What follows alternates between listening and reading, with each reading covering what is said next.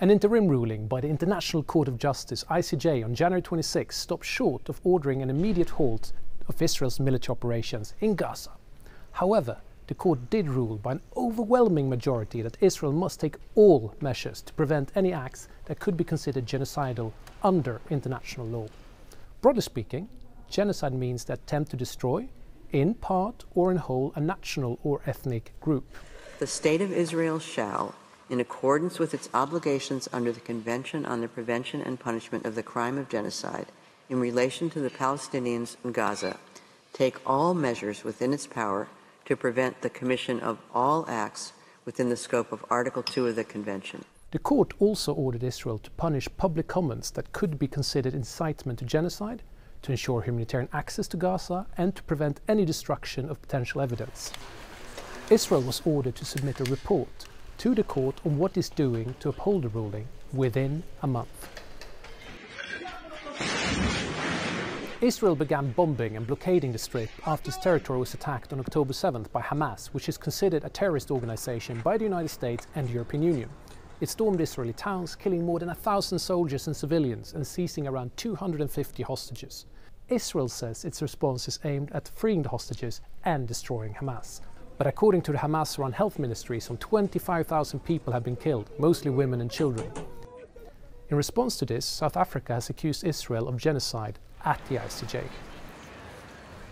The ICJ was set up after World War II to settle disputes between states and is the top court of the United Nations.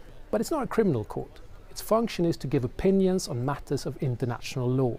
It is important to note that these are provisional measures, not a final verdict on whether or not Israel has committed acts of genocide in Gaza. That is likely to take years, but the court has also stated that it has jurisdiction to rule on this in the future.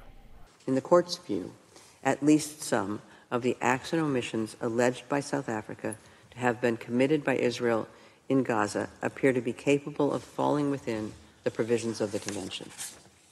In light of the following, the court concludes that, prima facie, it has jurisdiction pursuant to Article 9 of the Convention to entertain the case. The provisional measures are legally binding, but are they enforceable? In 2022, for example, the ICJ ordered Russia to immediately suspend military operations in Ukraine, but Russia ignored this. And Israel has already said it will do the same. The matter can also be brought up to the UN Security Council for enforcement, but it is likely to be struck down there as well. But don't rule out the political consequences. It could trigger countries around the world to impose sanctions on Israel and make them less willing to sell weapons.